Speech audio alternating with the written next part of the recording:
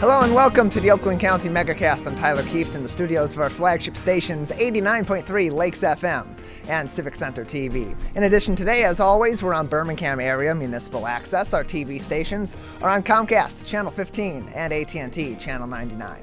We're also on the web, civiccentertv.com, as well as on Facebook, facebook.com/CivicCenterTV15, and on the radio in Birmingham and the Bloomfield area on 88.1 WBFH, the BIF service of the Bloomfield Hills School District. And as always, joining me here in our studios at Green Media Center in West Bloomfield is Ronnie Dahl. Tyler, how are you? I am good. Welcome back. Thank you. I had to take a couple of days off. One thing, when you kind of have your own business on the side, your schedule is always a juggle. Oh, yeah. And so I do media training on the side and had media training over the past few days with an international company. And again, I love learning something new every day.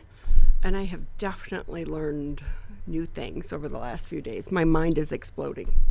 Yeah, we've learned a lot over here as well over the last couple of days. Interesting couple of shows we had over the last couple of days here, Tuesday and Wednesday, with Erica and I here. A lot of really interesting conversations yesterday. We spoke to an organization that's doing really great work here in the local area, the Gary Bernstein Community Health Clinic, that's providing free healthcare services to people that are otherwise not able to get healthcare services because they can't afford it, or they aren't in a situation where they have a reliable healthcare nearby, and they have a bunch of medical professionals from throughout the local area that, on top of their day job and even during the pandemic, had been volunteering to work and provide those services. So that was is that in Pontiac? I believe so. Yes, it is. It is. Yeah, I've heard great things about that location and what they're doing for the people of Pontiac and the surrounding communities as well. Yeah, it was really nice talking to Dr. Justin Brox, their CEO, and talking to Paula Brown, the development director, about all the different things they had to navigate during the pandemic as I'm navigating my camera going rogue and just panning up and above. I mean, it's got the right idea. You want to get my face out of the shot as much as possible. I will say, Tyler, one of the things I miss about working from home is being able to control the lighting and checking the shot prior. Yeah. So it's always part of the media training, especially now, because Zoom interviews are not going away. No. And it really is about trying to teach people, how do you set up the lights? If you wear glasses, how do you do it? What about the camera? Where do you look? What do you do? And so every day before the show, when I was doing it from home, I would do a new meeting on Zoom and then do my makeup, because the makeup in the webcam looks totally different than my makeup in real life with just a mirror. And so you could really try to guide that look and everything. So with the cameras going Zoom, it's a little bit harder here. And then when you're doing those trainings too, with things starting to go back to normal, at least here in the U.S., and then eventually it'll be the same thing internationally, are you also teaching these people how to navigate both kinds of situations and switching between the two? Because I'd imagine that going forward, they're going to have a lot of those situations where, one day they're going to be in a traditional, in front of a camera interview, another day in person, and then another day beyond that be in the virtual realm. And so our training yesterday, some of the participants were in London and some of the participants were in Sweden. So in Sweden, they were back in the offices. London, they were still remote. Yeah. So, but it is really that. It's like, how do you learn to speak in front of a camera, what to expect? Sometimes just that little thing at the beginning of most interviews, a reporter is going to ask you, can you say and spell your name and give me your position? So you'd be surprised at how many people it throws them off. Yeah, I've ran into a few things where, a few situations that have been pretty funny where, and I'm sure that, and I know this has happened to other people I know in, at least in journalism that have been interviewing people regularly. They ask them, hey, can you spell your name and your title? And they start spelling your name, your title. That's happened a couple of times. It's always very, very funny. I will say I don't think I've ever had that. But people get flustered over that. And then you have to explain, hey, this is just to let you know that other people back at the stations will get this video and they'll need that information. And also it helps to make sure that you don't get the information wrong, even if they give you a business card. So, there's a lot to media and media training that people, I think, take for granted. That once they have that first experience in front of a reporter, whether or not it's a print reporter or a TV reporter, they appreciate it a little bit more. And I will say, all my experience, even when I went to work for ATF as a PIO, print was always more difficult for me. So I got to the point with a lot of the print reporters, I was like, no, email me the information and I'll send you a statement. Okay. Because I had been burned so many times. So I used to handle the Chicago Field Division. We had a couple critical incidents where our agents were shot and they were quoting me. I was like, I never even talked to you. So I would call them up. I'm like, you either fix that right now or I'm calling your news director. And they'd be like, how do you know that? But it was always print that tended to burn me. So, but even, a seasoned journalist, when you go on the other side of the world, there are things for us to learn. So hopefully my experience will help someone else avoid those mistakes. Yeah, hopefully. And I think that there's been a greater appreciation built for people that are working in media field and are doing this regularly, because we've all been experiencing this in some way or another, either in our professional life or our personal life, having to navigate media and that kind of communications during the course of the COVID-19 pandemic. Yeah, and not so much though. I think I saw a study, was it over the last few days, where it was something about how much the public trusted the media, and it was pretty much at an all-time low. Oh yeah. Now, I meant just in the sense of processes, not so much in trust. That's definitely that's definitely not exactly at an all-time high right now. No, nowhere near it. It's shockingly low. It is. And I really wish and hope that at one point in time, some of the media outlets get back to bringing back their investigative units. Yeah. I know it's expensive to run, but we need watchdogs, and that's what journalism is based on. And it would be great to see, investigative journalism make a return to what it once was. Yeah, it would be. And it's so vitally important to local communities, whether it be something like the Detroit area or other specific city areas, but also on a national level as well, as we've seen even some recent stories that have come out about different ways that billionaires in our country have been avoiding paying their taxes, and that was a big story that's been coming out from ProPublica recently, and they've released multiple articles. That kind of investigative journalism now, it's an even bigger shock to people because they're not seeing it as often, but it's vitally important, and that was the kind of stuff that previously had been regularly being done on the local level too, which impacts people directly. So with that, though, happy Thursday, everyone. Yes. If you get the chance, get outside, enjoy the weather, because forecasters are saying we are going to have very cloudy, rainy skies probably for like the next 5 days. Yeah, it's not looking good. I looked at the weather report yesterday because I was just out of curiosity. It's like, all right, let me see what I might get into this week. Let me see what I might be able to do outside. And I looked at the weather report Friday. Scattered thunderstorms. Saturday, scattered thunderstorms. Sunday, it's just going to go on and on and on. I'm like, all right, well, I got to get all that stuff in on Thursday and maybe a little bit of Friday before it gets ugly out there, because it's looking like it's going to be very ugly. Which is good news for my plants. Sure. So they'll survive. And I did actually get out and mow the lawn yesterday, but I will say just a warning to everyone, when it's raining right now, they are redoing the parking lot here. Yes. And so we have to park over at, a couple blocks away over at the police department and the parks department. Right. So that means I'll be looking like a drowned rat. I don't care if you use an umbrella or not. Right. You just look soggy. Yeah, the first day I parked over there was last week Friday, and I had an umbrella too. And when I walked in, I was mostly dry, but my arms, for some reason, my arms were just soaked. And I was like, and I realized this about halfway here, and so I was just, packing my arms into my side, getting the elbows into my sides, and that didn't make a difference. That just made my sides also be soaked.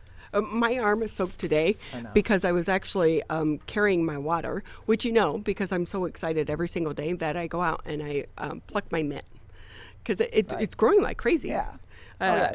It's doing really well. So every day I pick fresh mint to put into my water and then put it into my Yeti to bring in here so I can drink it throughout the show. But apparently when I was walking, I had my suit jacket over my arm and it was dripping the entire time. So that'll do it. A little soggy. All right, well, lesson learned. You learn something new every day. Hey, but if we could jump into the headlines. If you live here in Oakland County, you have not gotten your vaccine yet, well, go ahead. You can get a gift card just by getting the shot. Oakland County is going to be spending $1 million on gift cards to try to get more young people vaccinated. County is going to be using Federal CARES Act dollars to pay for the program, which includes 18,000 gift cards worth $50 each to be given to newly vaccinated county residents. Now, the cards are going to be offered through July 4th or until all of the gift cards have been distributed, whichever comes first. Somehow or another, I think July 4th is going to come first. To be eligible, you must be an Oakland County resident. Those interested in taking advantage of the program can visit any county health division vaccine clinic or any other COVID-19 vaccine provider here in the state of Michigan. Although the program is open to all unvaccinated county residents, county officials are hoping young people are going to respond to the new initiative. Residents under 18 are eligible to receive the vaccine and a gift card with the consent of their parent or legal guardian. Right now, 68.2% of Oakland County residents age 30 and above have been vaccinated.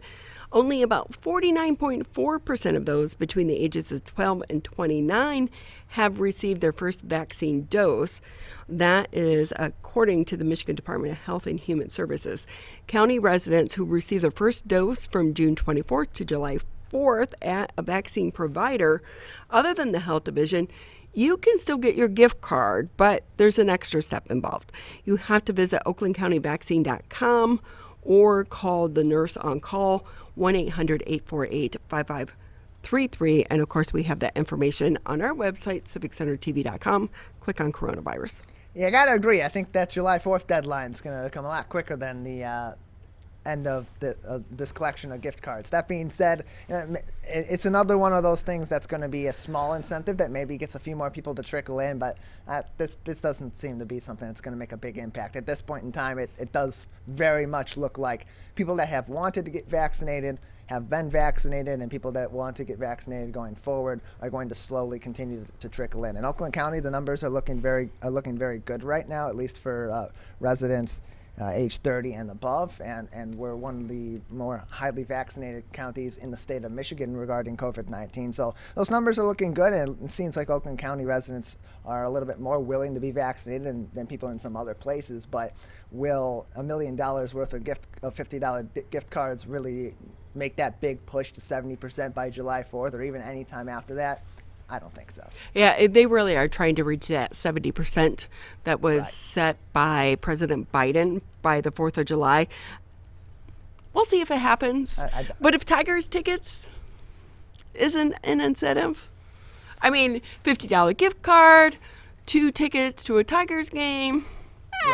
How much more incentive do you need to get someone to go out there? If it's not working with that, it's just really not going to work on a macro level. It's going to, sure, some people will be incentivized by that, and that will be, what pushes them over to be like, hey, sure, why not? But a bunch of people, you're not going to get a whole lot of people saying, sure, why not? I'll go get a vaccine to get a gift card.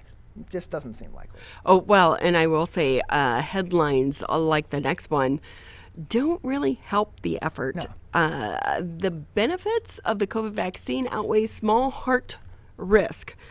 So federal officials Wednesday said they plan to strengthen cautions about a rare side effect on some COVID-19 vaccines, chest pain and heart inflammation, mostly among teenagers and young adults. But in an unusual joint statement, top U.S. government officials, medical organizations, lab and hospital associations, and others stressed the overriding benefit of the vaccine, saying the facts are clear.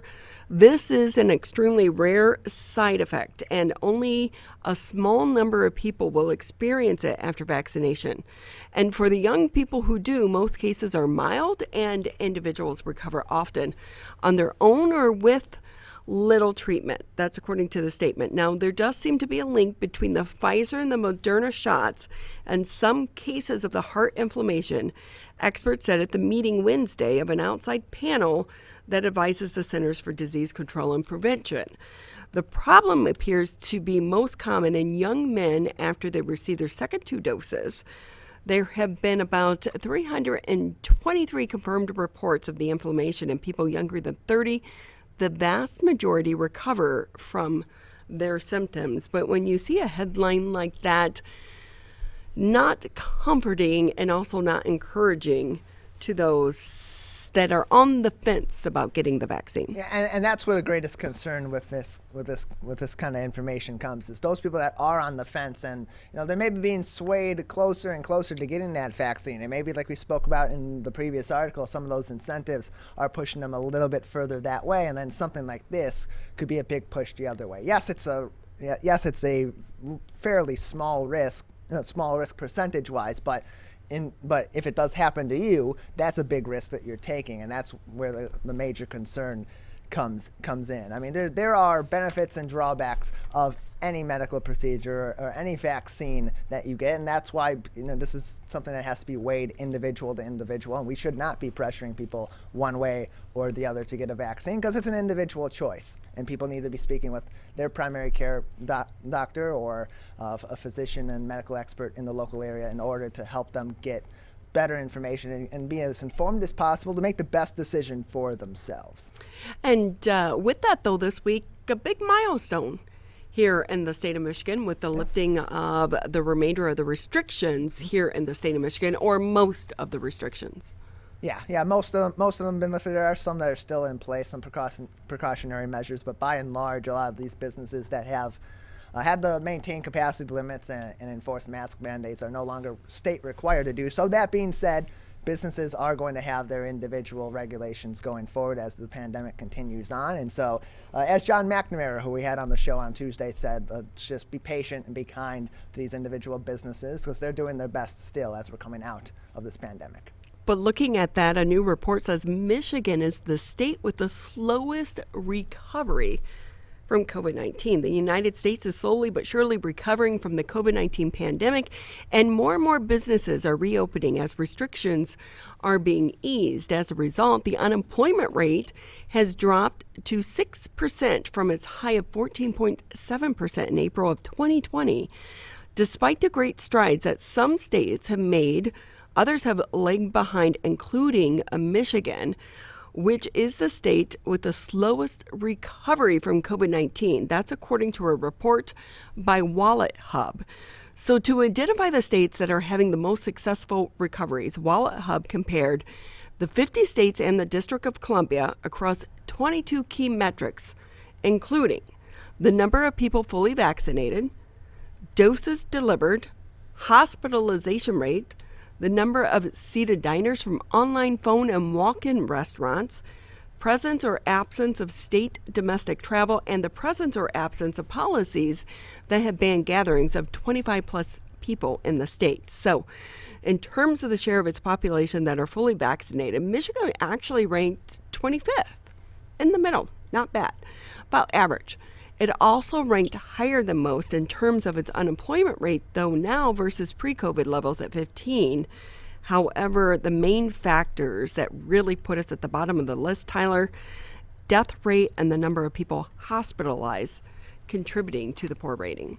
And we've had a lot of analysis throughout the past couple of months, especially with our latest surge of COVID-19 cases, as to why some of this lagging effects of the COVID-19 pandemic have continued to have a massive impact, including another surge later on when states that had much less stringent or no regulations in place like Texas or Florida, we're not seeing such harrowing numbers at that period of time. And the fact of the matter is Michigan has been extremely cautious and extremely regulated during the COVID-19 pandemic, which limited people's exposure. But as things started to open back up, you are further exposing people to that, which is why you see we saw in months like March and in April especially, and as we got into early to mid-May, so many new cases of COVID-19. Also earlier on in the pandemic, we saw a mass of hospitalizations and deaths from people that were in long-term care facilities. It's continued to be controversial throughout this. So, as much as there's been some positives here in Michigan over the course of the COVID-19 pandemic, in case of protecting people from the virus and being safe and cautious, it's had lingering effects that are ultimately putting us at best middle of the road in comparison to other states. Well, we do know that the numbers do go down in the summer, yes, which we saw last year. Of course. This year is going to be a lot different. We do have the vaccines, but on top of that, the big concern for a lot of the healthcare workers and experts, the Delta variant. And, it can spread at a much higher pace than some of the other variants. And for those that are unvaccinated, that's what they're concerned about. So we'll have to continue to watch this throughout the summer. We feel like we're coming out of the pandemic with the lifting of these restrictions, but don't let your guard down just yet, Tyler. Yeah, it's one of those things that I kind of take as an I'll believe it when I see it situation as far as being fully away from COVID-19. It's because of things like the Delta variant where you're never really entirely sure when the next surprise with an emergency situation like we've had during the course of this pandemic is going to arise. And the Delta variant has been problematic in many other places across the world, especially in India, but also in places like the United Kingdom, where they were very close to getting to the point of starting to do their reopening and then were afflicted with the Delta variant of COVID-19 and had to scale back significantly. So that's something that's always going to be a lingering possibility as we continue to slowly get people more vaccinated against COVID-19. So with that as a reminder, you can always catch the latest headlines. Just go to civiccentertv.com, click on a coronavirus. There you'll find the latest headlines that we post each and every morning, but also at the top of the page, direct links to valuable resources, including the CDC, the state of Michigan, and right here in Oakland County. With that, we are going to take a quick break here for you on this Thursday morning. Oh my God, my week is so out of whack. Just jumbled it all up. Now Monday's Thursday. I mean, maybe it feels like a Monday for you. I don't know. But then when I woke up today, I was thinking it was Friday. It feels a little like a Friday too. I don't know. It's a weird day. It's Thursday for everyone out there. Don't listen to me. On this Thursday morning, we'll take a quick break, and then when we come back, we have a great show for you here on the Megacast. We'll be talking to Excelling Nursing Academy coming up here next. So many people are needed to go into the nursing field. How can you take advantage of some of the programs that are out there to get a great job? And then also coming up in the 10 o'clock hour, we'll be talking with the Michigan Legacy Credit Union. That's all next here on the Megacast. Can I ask you a question? Why'd you get vaccinated? I'd like to go to these school dances and spring break to have fun. I want to be in person for college next semester. I want to get out of this pandemic. I wanted to protect the people around me. Why did you get vaccinated? Because I'm really looking forward to hanging out with my friends. I just want to go to a show, dance around, not have to worry about anything, feel like I'm free again. So we can not miss out on the best years of our life. People are getting out to walk and bike in higher numbers. More vulnerable road users and higher speed traffic can be a dangerous combination. Crash severity has increased, so if you're driving, be sure to slow down and look for people. There's no need to speed. If you're biking, ride with traffic. If you're walking, avoid stepping into the road if possible. If you have to walk in the street, walk facing traffic. Learn more at walkbikedrivesafe.org.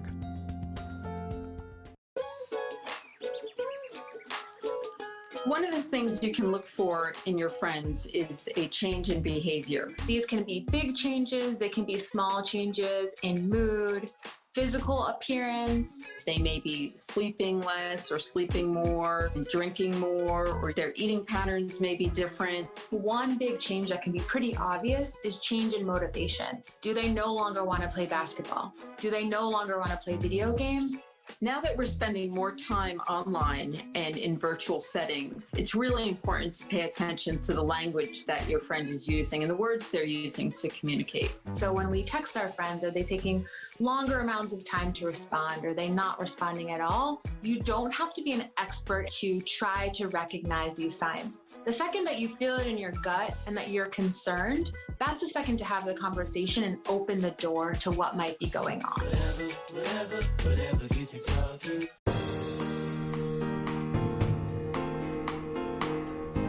Great to have you with us here on the Thursday edition of the Megacast. I'm Ronnie Dahl here in the studios alongside the one, the only Mr. Tyler Keefe. Always appreciate all your effort to get the show on the air and helping to cover for the last couple days. Tyler, you're just like the magic man. I do what I can. It's okay. It's nothing major. So many people are finding out throughout the pandemic this word pivot and having to wear various hats. I have a feeling you've been doing that your entire time here at Civic Center TV. I mean, all that time pivoting as a basketball player as a kid really came in handy during the pandemic, so.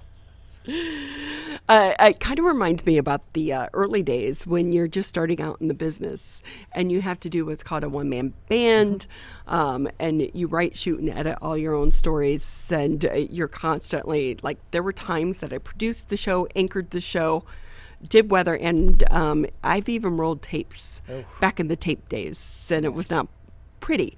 But then when you get to the big markets and they have a union, you can't touch anything. Right. Everyone's very specific in their jobs. Yeah. I've had a few people that have switched in the second or third jobs down the line in their career, and they've gotten to points where they're working in union situations, and they go to try to be helpful all throughout the set, and with different various departments, and they have the people look at them like they're crazy, and be like, "Man, what are you doing?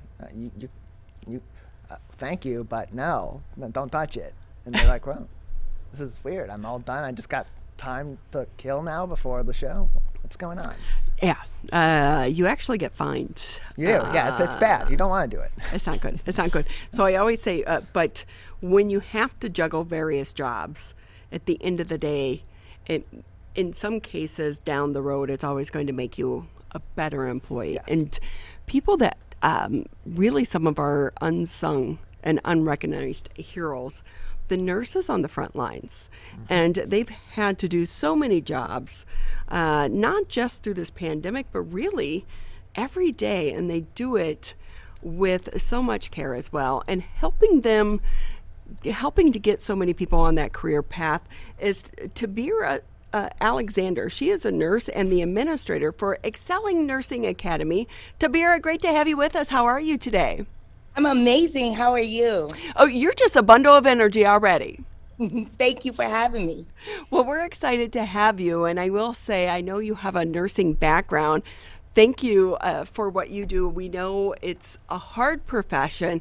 And even before the pandemic, there was a shortage.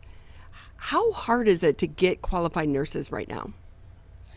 Well, right now it's very hard to get qualified nurses, and also, now it's such a shortage, but they have short programs, so accelerated programs. But to me, we want to make sure we're going into nursing for the right reason. So it's hard, and graduating classes are not as large as they used to be, and it's very competitive to get into nursing school. So I don't think we should only look at grades. We should also look at the clinical side of it too, as well as the theory side. So it's been a challenge, and not only for nurses, but also for certified nursing assistants. So what made you want to go into this business? Why did you want to be a nurse? Well, I wanted to be a nurse because I helped care for my grandparents, been a caregiver for them. My grandfather was a World War II veteran. Grandmother, they were married 55 years, and I was there with them through it all. And I just have that compassion. I help the mothers at the church, the deacons at the church, always helping and giving back, and I just have that compassion to help others. So with that, you talked about how competitive it is to get into the nursing programs. Why is that, do you think? Well, I actually competed with, they said 400 applicants at Michigan State University, and they only selected 65 students, and I think we only graduated like 62 when we completed it. It's just a competitive application process depending on what school you attend, especially if you're in a Big Ten or, you know, a nursing school such as Michigan State University. They have a competitive process, and yes, they are starting to take other ways to, you know, assess their candidates for entrance into their School of Nursing.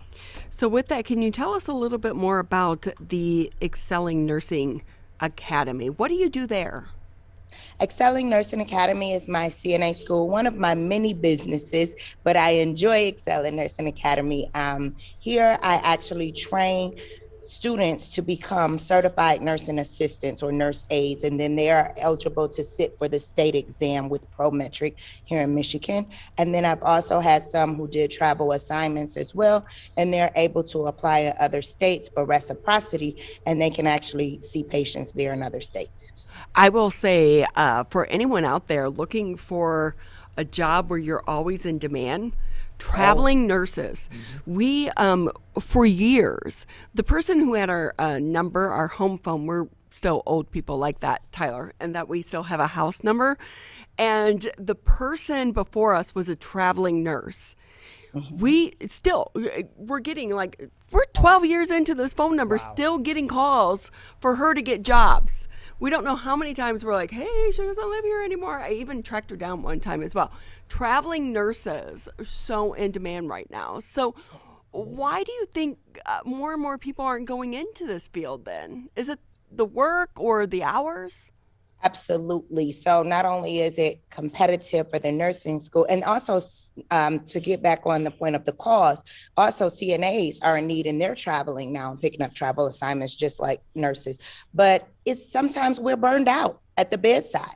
I mean, sometimes you can get, if you get 8 or 9 patients in a hospital, to be at the bedside, to give the quality, compassionate care that your patients and families deserve at that point, how can you do that for 8 to 10 patients in one setting on one shift?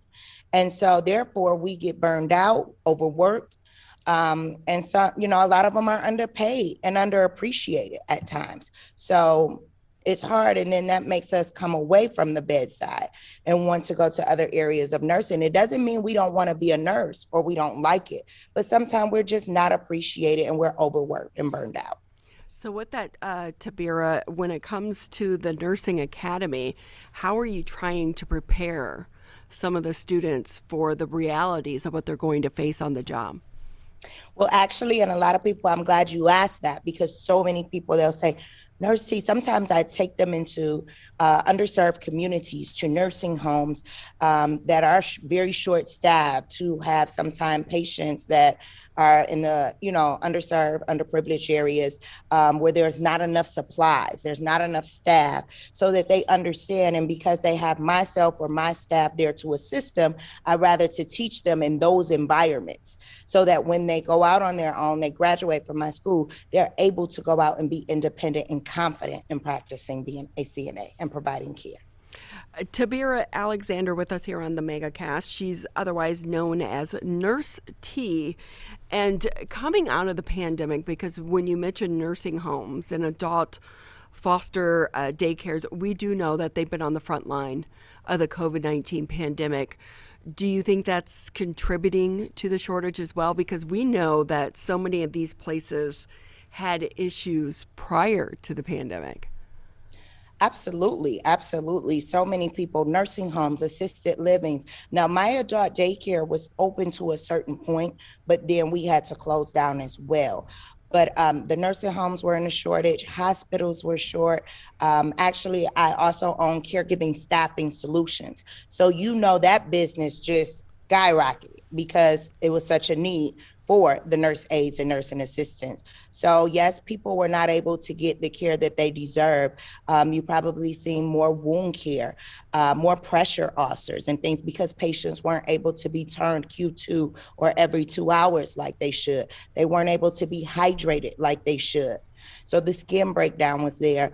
We didn't have the proper PPE that we needed to provide the protection that we needed for the staff and the patients or the families. And also social isolation is very, very important, guys, so important.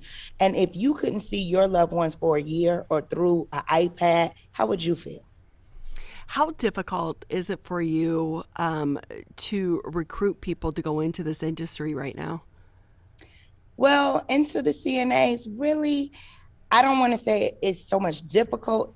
It can be challenging at times, but because I am who I am, and I love to educate, and I let them know first day of class, if this is not for you, if you don't have the compassionate, you're not compassionate, sorry, and don't have the compassion for others, please don't do this. You will provide, personal care. You will be helping with oral care, foot care, nail care. I let them know this. And those who want it, they will stay. Those who don't, they will go and, we part ways. But again, they may be good at something else in another area of one of my businesses. It doesn't mean you're a bad person because everybody isn't born to be a caregiver. It's a job.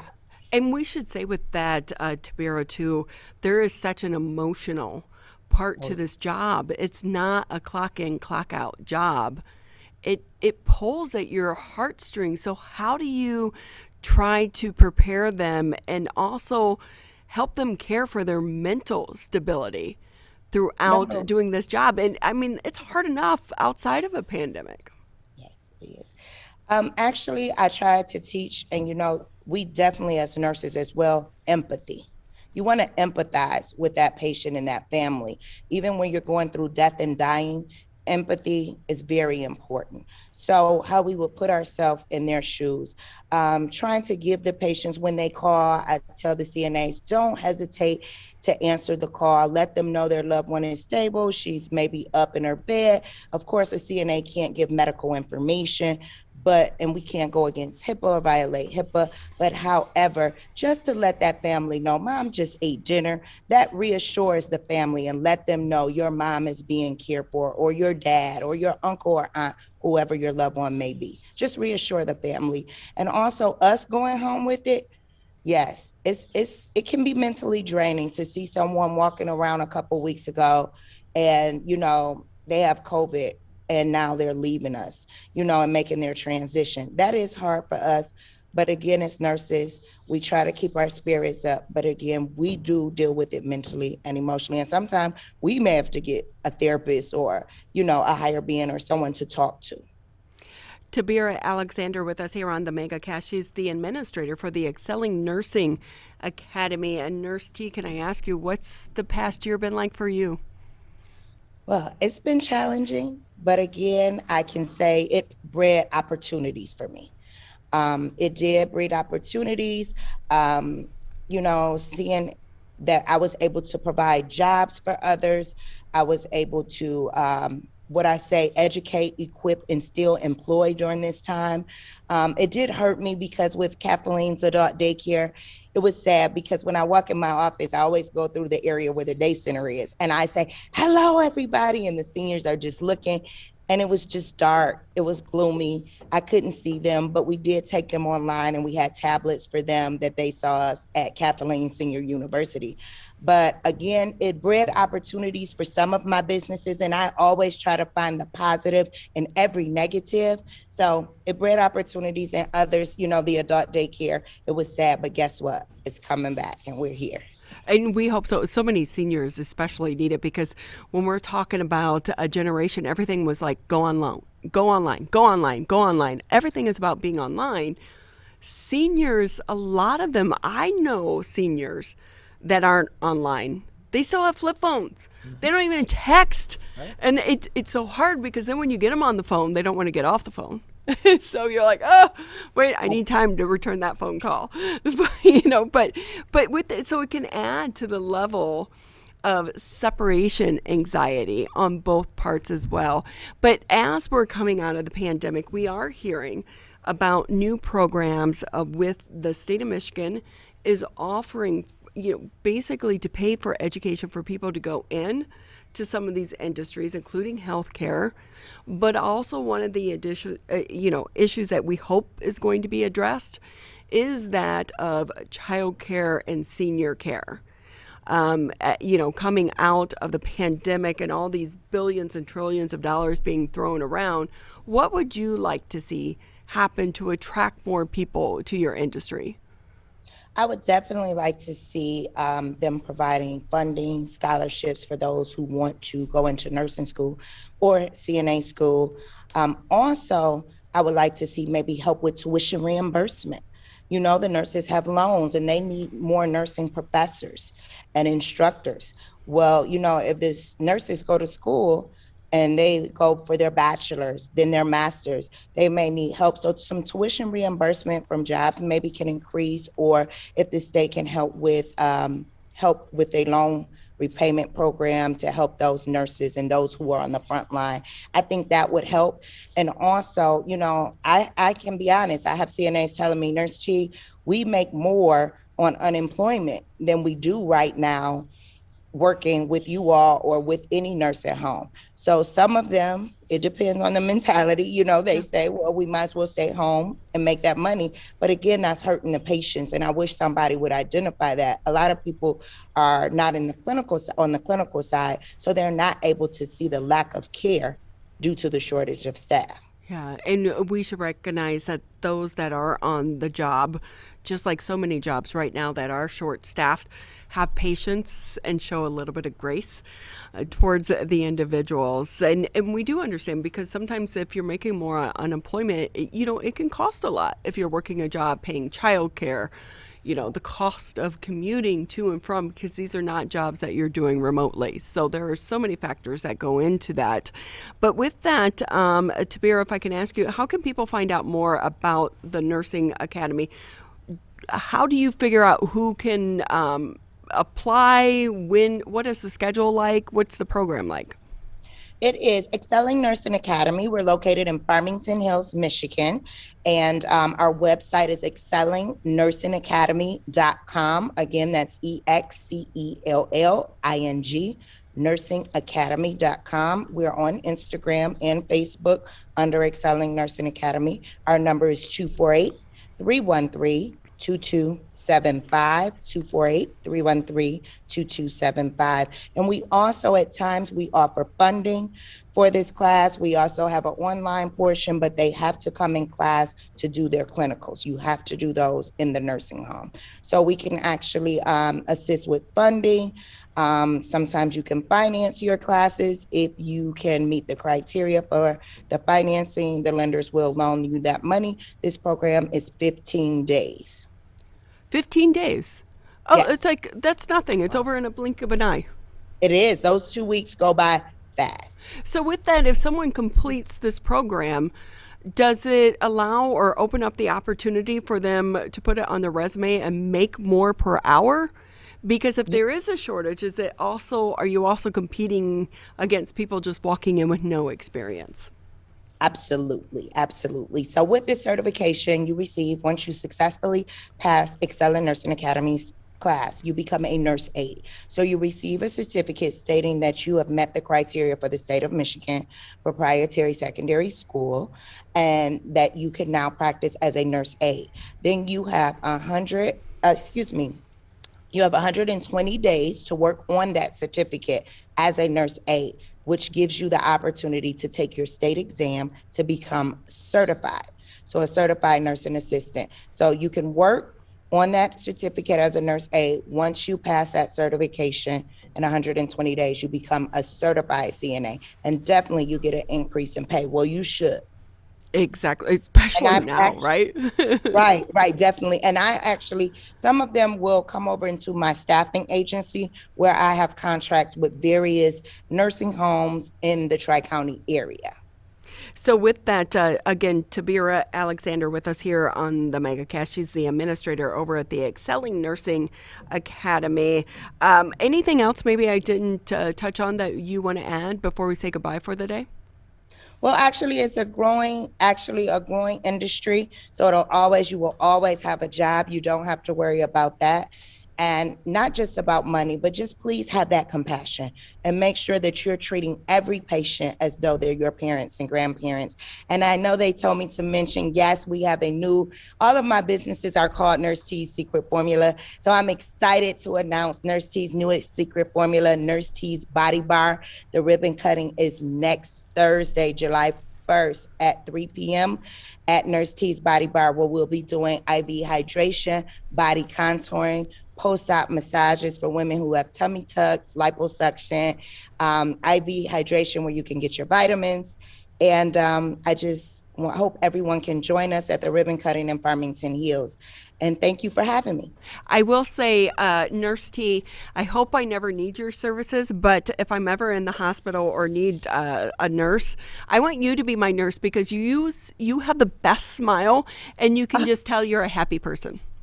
Oh, thank you. Yes, I try to live stress-free if I can, and I'm happy because those around me, I keep that positive energy around me as well. I don't like that negative energy. So thank you so much. I try, always smiling. I'm sure your patients absolutely love you as well. Yes. Well, we so appreciate your time here today, and good luck on the new business as well. Nurse T's Body Bar that's going to be opening next week in Farmington or Farmington Hills? It's in Farmington Hills. It's on Northwestern Highway 31410, Northwestern Highway Suite B in Farmington Hills. And the website is NurseTSBODYBAR.com, NurseTsBodyBar.com. And even you can come for wellness visits for IV hydration, just getting your vitamins through an IV, or teeth whitening, anything like that. Everything to make you feel perky and better coming out of the pandemic, because we need a little bit of self-love right now. Nurse T, again, thank you for your time. We so appreciate it. Thank you. Thank you for having me. We're going to take a quick break here on the Megacast. When we come back, a shift in the focus of the conversation a little bit and talking about finances. That's next here on the Megacast. Today, it is easier than ever to join Michigan's Organ Donor Registry and help build a bridge of hope for organ, tissue, and eye donation. Just one person can potentially save or help improve the lives of up to 75 people. By joining, your legacy could be the gift of life. Sign up today at michigan.gov/SOS or at any of the more than 145 Secretary of State self-service stations located across Michigan. Be part of Michigan's Bridge of Hope by adding your name to the Organ Donor Registry. Who is struggling right now? I am. My son is. Many are struggling with anxiety, depression, and substance use. Before it becomes a crisis, reach out to MyCal, the Michigan Crisis and Access Line, for free confidential support 24/7. Available in the Upper Peninsula and Oakland County. Just call or text 1-844-44-MyCal or chat online at michigan.gov/MyCal. A message from the Michigan Department of Health and Human Services. Motorcyclists are hard to see. To keep everyone safer, it's important to always look for them and know where most crashes occur. 84% of motorcycle and vehicle crashes happen on streets, not highways. And most crashes with motorcyclists occur when vehicle drivers are turning left. So before turning, especially to the left, make sure you look for motorcyclists. Then look again. It could save a life.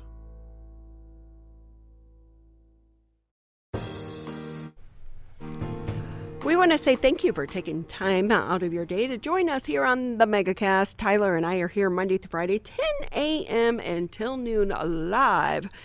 And you can always catch us as Civic Center TV, Birmingham area municipal access. If you have a cable, we want to say thank you. A portion of your fee helps support programming such as this. You'll find us Channel 15 on Comcast, 99 on AT&T. You can also catch us on the radio if you're out driving around, 89.3 Lakes FM, 88.1 FM The Biff.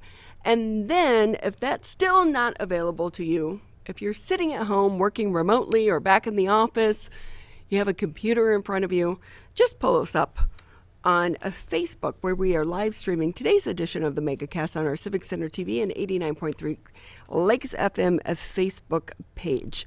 And with that, as we were just talking, the employee shortage does not seem to be getting better. I was thinking maybe things would improve going into the summer months, college students coming home, maybe recent graduates that haven't been able to find those jobs yet.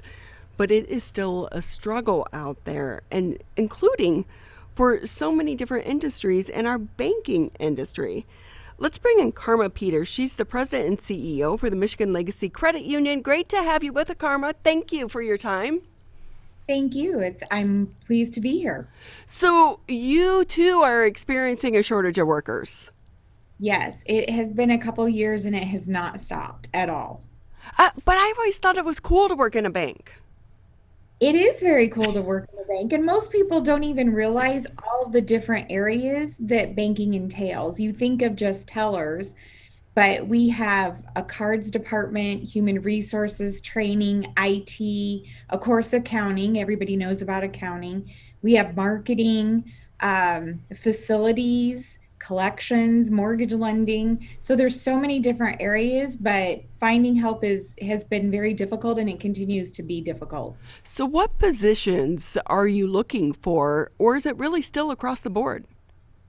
Right now, our biggest focus would be our contact center. So we just developed and executed a new video banking platform a year ago. I think we had perfect timing in that. So we have a lot of our contact center that are also now on video. And as we're transforming our branches to these new ways of doing business with video banking, we need concierges to really walk our member owners through the whole process of how this is different, because it is very different. But we study the demographic, and we understand that the largest demographic that are adopting technology are 50 and older. Oh.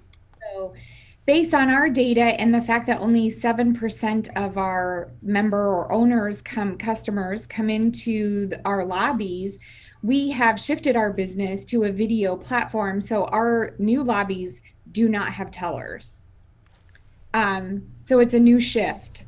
I will say, now that you say that, I don't remember the last time I was actually in a bank, but I also have USAA, so we don't have any banks here, but it's a credit union without banks, so they have other avenues. But when I'm thinking about that, there are times that you need a bank. My husband still has a local bank, but how does that work with a video teller? Can the person be at home? I mean, there's still things that you have to do in person, right? Well, there's really not. Now we have remote deposit capture. So if you actually get a check, you can take a picture on your phone and deposit it. We have the ATM network, so you can go to the nearest ATM, and we have a finder if you want to search for a fee-free ATM, and you can deposit checks and cash in ATMs now. They scan the checks, they scan the deposits, so you actually see that on your bank account. So really, if I didn't work here, I would probably never be here. And I often forget to get money and go to the ATM to get my cash because I'm busy during the day. But yeah, virtually everything you need to do now, you don't need to go to a physical location. However, we recognize there is a percentage of our membership that like to see it. They like to know where we are. And we do a lot of community activities around our branches. So it was really important to keep a footprint, but actually downsize our footprint with our overhead costs by about 24,000 square feet when we're done. Wow. Carma Peters with us here on the Megacast. She's the president and CEO for the Michigan Legacy Credit Union. And with that, Carma, by the way, how long have you been in the business? Oh, gosh, I hate to say that. Well, we won't try to add up your age. Let's just say. Yeah. I started as a co-op student in high school. So I have been in the industry well over 35 years. Oh my God. You were such the cool person in high school because you worked in a bank and got to dress up and not wear the McDonald's uniform. Exactly. It was great. So with that, you've seen the industry change so much within that time period.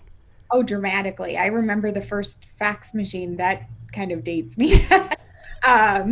And now all this mobile technology that we have, so members really can, and clients can conduct business no matter where they are. If they're at the beach, if they're on vacation, if If they're in the hospital and they need to transact business, they can do that from their phone. It's amazing. It really is amazing. But with that, in order to try to attract employees, you're doing what so many other businesses are doing right now and upping the pay level.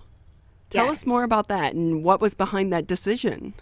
You know, there's been a lot of shift and change, and we truly want to attract a level of employee that will make our members that service level expectation very high. So we wanted to attract quality employees, and it's getting tougher and tougher to do that. So the end of May, we increased our minimum wage to $16 an hour for all staff, which was 18 employees out of 77. And we also increased wages for anyone that had been with us a year. So once you're with the credit union a year employed, we increase your wages to $18 an hour, period, just for being here a year.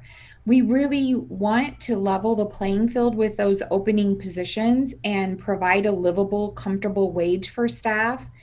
And we offer great benefits too. So we're hoping all of those things combined together help us keep and retain high quality staff. So if I can ask you, when you're working in a bank, are there various requirements that maybe would come with that industry that you wouldn't experience if you were going to maybe a retail outlet? Absolutely. Every single one of our staff, we do a background check. We work with them. It's not that we don't hire anybody with credit problems, but we have to make sure that our employees have a certain requirement if they're expected to help people with their finances regarding their own. And then all of our employees also are bonded through our insurance carrier. So in order to be employed here, you have to be bonded and be bondable for employment.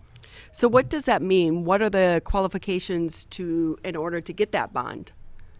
So basically, it's really pretty easy. I don't know that we've ever come across anyone that has not been bondable, but if you have stolen from a financial institution before, that would be a reason that you would be unbondable with our insurance carrier.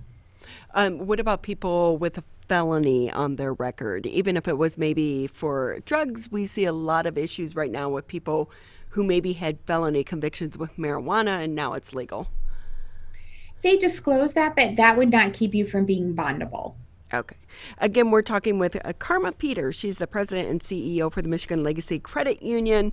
Again, anyone out there, so many people are hiring, and this is such a great way to get your foot in the door and make a career.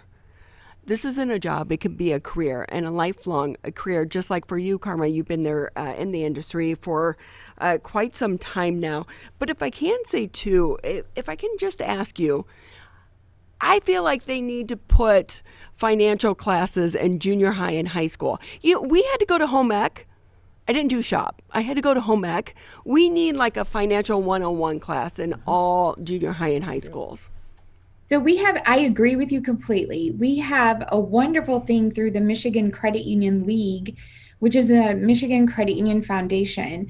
So credit unions will come together and sponsor financial reality fairs throughout the state of Michigan. We've been doing that for many years, and we now have that on app form. So our foundation provides the funds for credit unions to offer that to schools. In addition, the Michigan Credit Union Foundation has sponsored the high school financial reality fair that's held at the Federal Reserve in Detroit every year. We have had several high schools from around the state actually go to the nationals. And most recently, it was the high school in Chelsea that went to the nationals at the Federal Reserve in Kansas City and won the national championship. So there is some really excellent opportunities, and most credit unions, all it takes is a teacher to contact a credit union and say, I would love you to do financial education in the school. And most credit unions, if they don't offer it because maybe their size doesn't permit it or their staffing, any credit union would be happy to refer them to another credit union that does do that. I know of quite a few that are very active in the school systems. So that education is available and it's free, and credit unions love to do that kind of education with students and prepare them for the future. It really is. I mean, you talk about a class that you're going to be using your entire life. That is a great one. You're listening to 89.3 WBLD Orchard Lake, 88.1 WBFH Bloomfield Hills. Carma, just another minute or two here with you on the Megacast. And we know it's been a tough year and a half for so many people. And for those at the beginning of the pandemic that maybe lost their jobs and then are starting a new job, they could have some credit issues on their report. How do you recover from that? Come in and talk to our staff or through our video platform or by phone.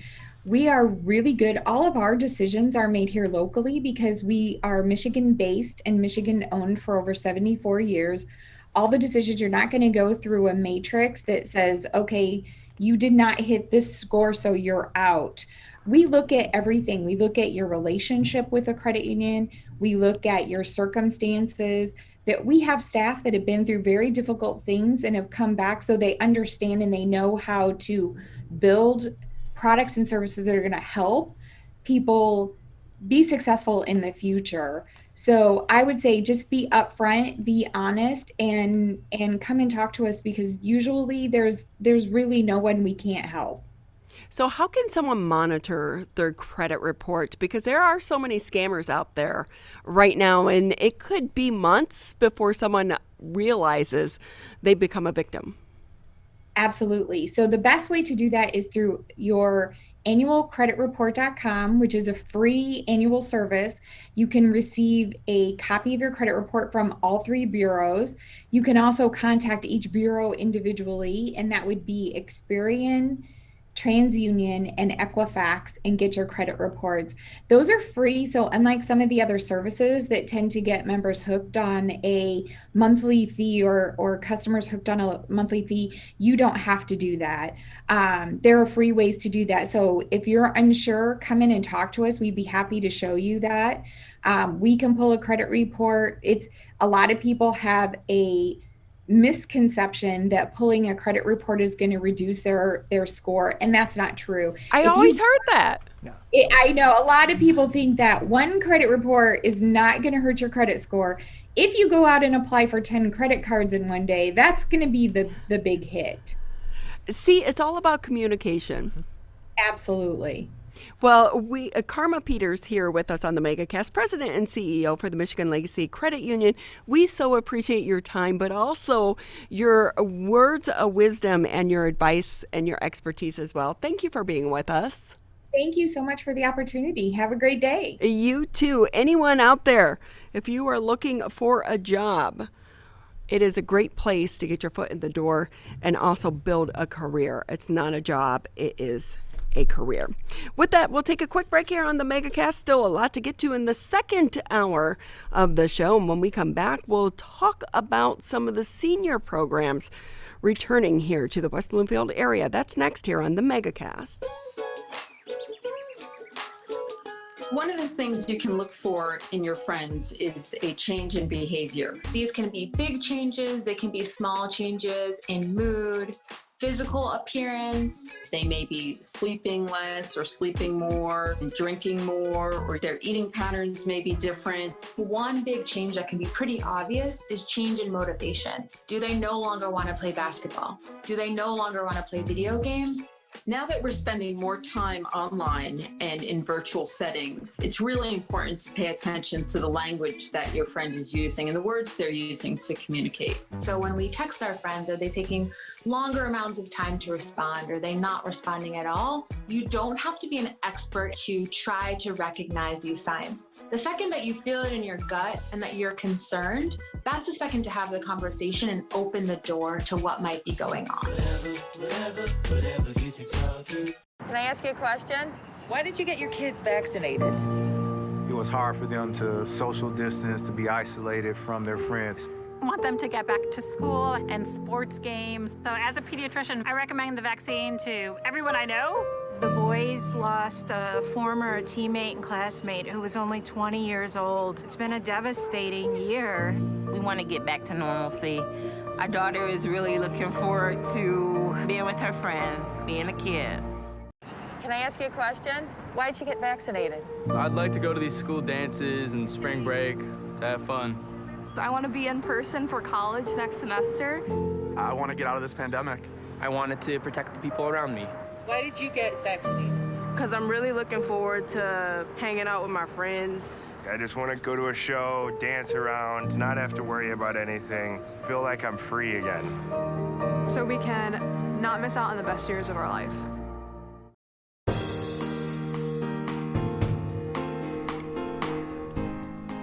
We want to say thank you for taking time out of your day to be with us here on the Megacast. As a reminder, we understand maybe just by chance you can't hang out with us 2 hours every day. That's okay. We get it. We understand. But you can still catch episodes of the show. Just go to civiccentertv.com, click on the Megacast. There you'll find previous episodes of the show dating back all the way to the beginning, which started March 2020 at the beginning of the pandemic. And then if you just want to watch an individual interview, you can do so by clicking on the on-demand section. And with that, throughout the pandemic, so many of the senior programs had to be cut for safety concerns. And a lot of our seniors rely on that for them to be able to get out and interact with other people. And, a lot of them went virtual, but we do know there are some seniors that maybe aren't real tech savvy, and virtual is still just not the same. So it's great to hear that the West Bloomfield Parks and Recreation Department is going to be bringing back some of their operations for our seniors. Let's bring in Heidi Russell. She's the Senior Operations Coordinator over at the West Bloomfield Parks and Recreation Commission. And Allan Mindell, he's with the Realty Centers. But Allan, you're also what? Should I say you're a volunteer? Oh, yes, I'm a volunteer for sure, yep. Well, you have a cool virtual background there, and if you're selling a house and if you can get it to me on a deal, I'll move in. Okay, not a problem. Deals are hard to come by right now, though. They very much are, but I would love to live in that house. I will tell you that. But, unfortunately, my salary just now doesn't quite cut it, Allan, so we'll just... Mine either. But, Allan, hey, how'd you get involved in this? Oh, in the senior resource group? Yeah. You're welcome. You can join right now. We'll sign you right up. Seriously, it's that easy. Anybody can join you have to be a member of the Greater West Bloomfield Chamber of Commerce. And that is, I guess, one of the major criteria. But after that, all you have to do is contact myself, Suzanne Levine, who's the executive director of the Greater West Bloomfield Chamber of Commerce. And I suppose you could even call Heidi. So it's not that difficult. So we welcome anyone and everyone. With that, Heidi, if we can go ahead and bring you into the conversation, you're the Senior Operations Coordinator for the West Bloomfield Parks and Recreation Commission. Tell us more about the Senior Resource Group for those that maybe aren't familiar with the group. Well, the Senior Resource Group is a subset of the West Bloomfield Chamber of Commerce, and these are all chamber members who are in businesses that relate to seniors. So it could be anyone from a senior housing community, it could be a hospital, it could be someone like Allan who is a realtor, all different types of businesses that are help support seniors. And so with that, what's it been like over the past year? Well, it certainly has been an interesting challenge, as you were mentioning, that we did a lot of virtual programming, and now we are able to transition, and we're doing some outdoor programming at a space behind the recreation.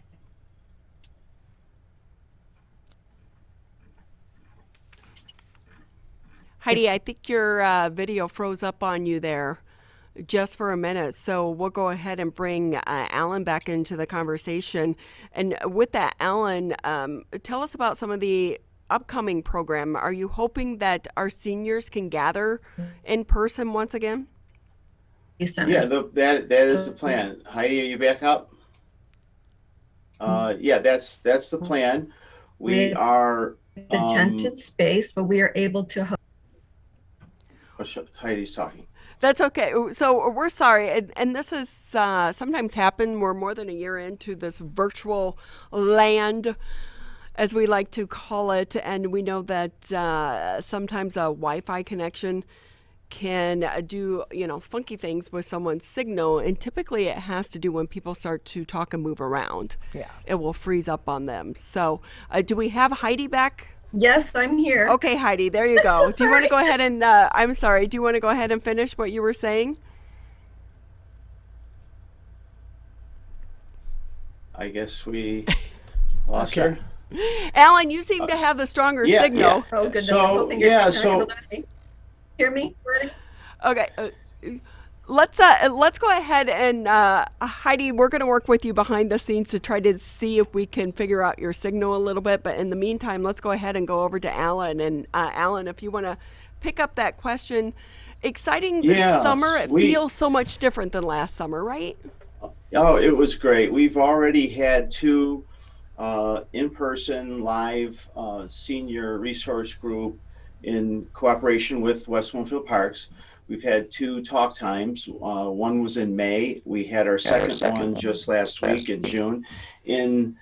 As Heidi was saying, it's in a tented structure that the West Bloomfield Parks had created behind the Recreation Activity Center in the Civic Center off of Walnut Lake Road. So we have this big tented area. They've set it up so that everything is social distanced, and at this point now, we know that masks are definitely optional. I don't know what West Bloomfield Park's position is right at the moment, but I think it's loosening up. So we had last month, it was great, Ronnie, it was great. We had a pharmacist he was a PharmD from Henry Ford. He spoke on, getting the seniors their dose.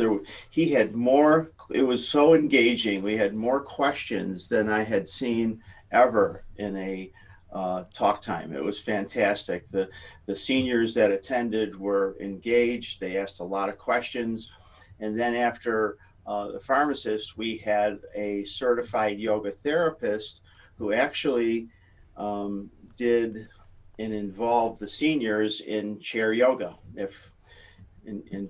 Which was, I did it. It was really great. It was a lot of fun. And then next month, we're back in the tent on July 21st. Anybody can register, and if Heidi can talk about how they can do that through the West Bloomfield Parks. It's not that difficult. You can do it online. We have a physical therapist next month. We have the Greater West Bloomfield Historical Society. They're going to have a lot of fun and about keeping independence and how they do. They're going to like play bingo. And then we have Nina LePayton. She's from Direct Hearing in West Bloomfield, and she's going to be talking on her topic as it relates to hearing loss and how it getting that her kind of help can help seniors maintain their freedom and independence in the month of July and going forward. We're talking. So we also, yep. Oh no, go ahead. I was just going to reintroduce you, Allan Mindell, with us here on the Megacast. He's a member of the West Bloomfield Chamber of Commerce with the National Realty Centers, but also very involved in supporting our seniors here in the West Bloomfield area. And I have to say, Allan, you were able to go to the event. It must have been a little bit emotional seeing some of the seniors being able to get together again in person after nearly a year apart. Yes, it was. I really enjoyed it, and it's kind of as a real estate agent, I meet a lot of people, but the seniors hold a very special place for me, and I love to sit with them, talk to them, and engage in just about any fashion that I can. Which, It was really nice to see them finally be able to, in person and really kind of get involved. And as you were saying, the last year has been a struggle because our talk times have, a lot of them were canceled because, as you were saying, as far as the technology concerns, they maybe aren't quite comfortable with it, or they don't have the access. And so many of them too. It's been such a tough year for so many of our seniors, and we need to honor them and share in their stories. They have amazing stories if we just take the time to sit down and listen. And if we can, I believe we have Heidi back. Heidi Russell, Senior Operations Coordinator over at the West Bloomfield Parks and Recreation Commission. Heidi, how are you doing? Do we have you back? Your signal's good? I hope so. Can you hear me? We can. Maybe Yes. if you just don't kind of move around. Typically when we talk with our hands, our signal goes out. But with that, Heidi, if I can ask you, tell us about some of the upcoming events as part of the senior resource group, and how can people register and get involved? Yes, I am so sorry for the problem we've been having with my internet this morning. I hope that you'll be able to hear me now. I'm going to try to stay put and not move. Oh, no, you're great. It's okay. It's okay. We've all experienced these technical difficulties. At least we're not in a school classroom or in a court of law like we've seen some of the viral videos this past year. That's right. Well, unfortunately, I don't know exactly the conversation you've already had this morning with Allan, but we do have a July talk time coming up. And so we're very much looking forward to that one. The topic is going to be Declare Your Independence. And the date for that is Wednesday, July 21st. We have 3 different speakers. One is going to be a physical therapist from Henry Ford West Bloomfield Hospital. We're also going to have the Barb Kraus from the Greater West Bloomfield Historical Society, and they're going to be doing a trivia and bingo with Historical Society trivia. And then we're going to have Nina Lopatin from Direct Hearing talking about Hear the Cheer of Freedom. So we're looking forward to that. But participants can either go online at wbparks.org to register, or they can also call our office, which is at West Bloomfield Parks, 248-451-1900 to register. So Heidi, if I can ask you, are these going to be all in person, or are you also going to try to do maybe a hybrid for the next few months?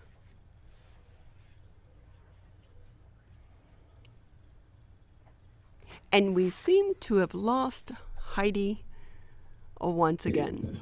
Ronnie, it's going to be in person. It's going to be in person. Okay, great. Up to this point, I don't know if the West Bloomfield Parks has the capability of doing the hybrid in the tent. So yeah, it's going to be in person. There's not going to be any hybrid. But the seniors, Allan, what's been your experience in being able to talk with them? They want to get back in person, right? They do. Right now, we are doing in-person programming outdoors at our tent at the. Yeah, they definitely want to start getting back and engaging, and it was very obvious last week that they were so involved and so happy to be. I think only 2 people actually wore masks that, out of everybody that was there. But it was fine because that was comfortable for them. Again, we're talking with Allan Mindell. He is a member of the West Bloomfield Chamber of Commerce and also a big supporter of our senior resource group, as well as Heidi Russell, Senior Operations Coordinator for the West Bloomfield Parks and Recreation Commission. We're having a few technical difficulties with Heidi, but we want to let everyone know that the senior resource group, they are continuing some programs in person right now. For anyone who wants to join, you can do so. Just go online to find out a little bit more information and to register as well. We want to say thank you to the 2 of you for your time today. We appreciate it. Thank you too, Ronnie. Thank you so much, Ronnie. I'm sorry about the problem with my internet. That's okay. It happens to all of us. But even more so importantly, thank you for supporting their seniors here in our community. It's been a very difficult about a year and a half for so many of our seniors, and your support has meant a great deal to them throughout the past year. So thank you to the both of you. With that, we'll take a quick break here on the Megacast. When we come back, we're going to the circus. That's going to be fun. That's next here on the Megacast. People are getting out to walk and bike in higher numbers. More vulnerable road users and higher speed traffic can be a dangerous combination. Crash severity has increased, so if you're driving, be sure to slow down and look for people. There's no need to speed. If you're biking, ride with traffic. If you're walking, avoid stepping into the road if possible. If you have to walk in the street, walk facing traffic. Learn more at walkbikedrivesafe.org.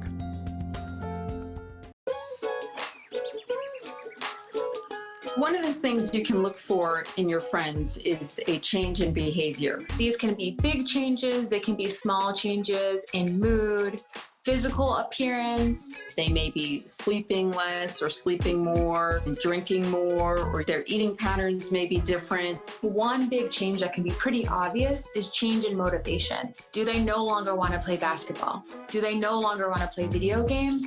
Now that we're spending more time online and in virtual settings, it's really important to pay attention to the language that your friend is using and the words they're using to communicate. So when we text our friends, are they taking longer amounts of time to respond? Are they not responding at all? You don't have to be an expert to try to recognize these signs. The second that you feel it in your gut and that you're concerned, that's the second to have the conversation and open the door to what might be going on. Whatever gets you talking. We want to say thank you for taking time out of your day to be with us here on the Megacast. I'm Ronnie Dole here in the studios alongside the one, the only, Mr. Tyler Keefe, who performs his own stunts every day behind the scenes to get us on the air each and every day.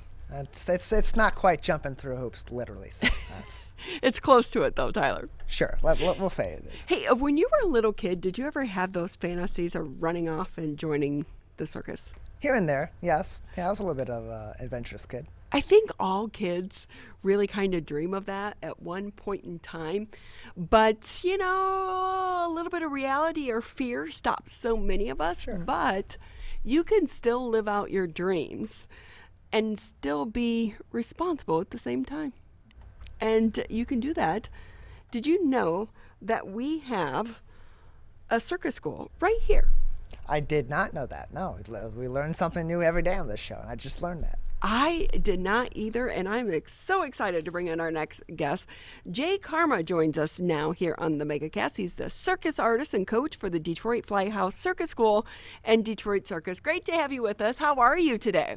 I'm so very well. Thank you so much for having me. I'm very excited to be here to talk about our lovely circus that we have here. I thought you would be like flying upside down or something. Yeah, it would be quite fun to do an interview that way, though I imagine it would be very hard to hear me.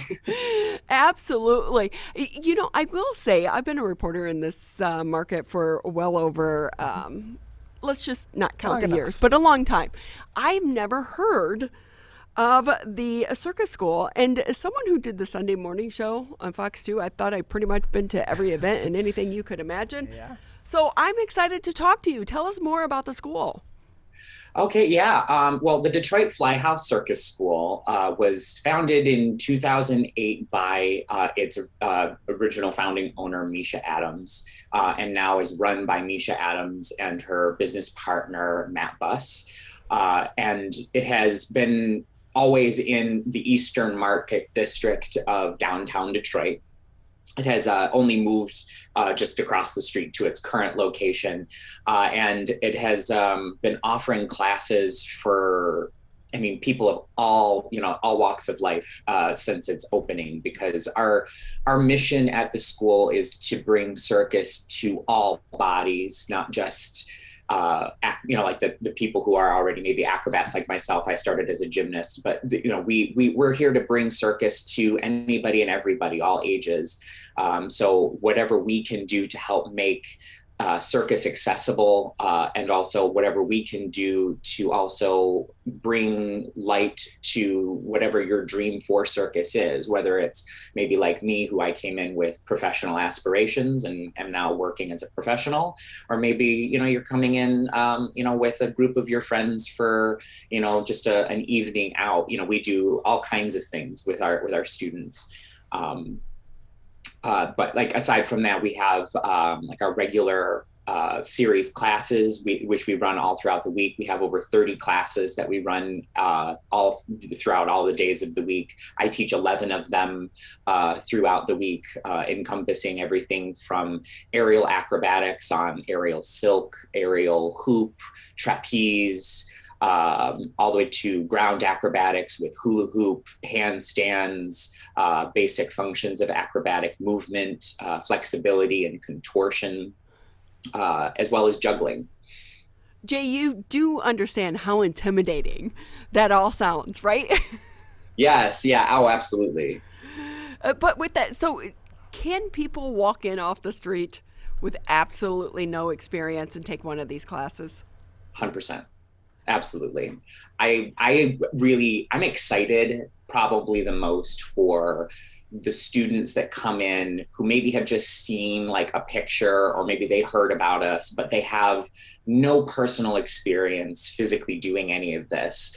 And it's really exciting for them because I get to have the opportunity to show them what their body could be really capable of, and what sort of creative or physical challenges that they could find in it, because it's unique for every single person. I find that it has like a really cool special place for people who, who've never maybe done anything aside from, kicking a ball with their friends in the backyard. It could be all kinds of things. I mean, we get dancers, we get gymnasts, we get all kinds of people who have other types of backgrounds that maybe you might think are really typical, but like the ones that come in that, they don't, they've never played sport.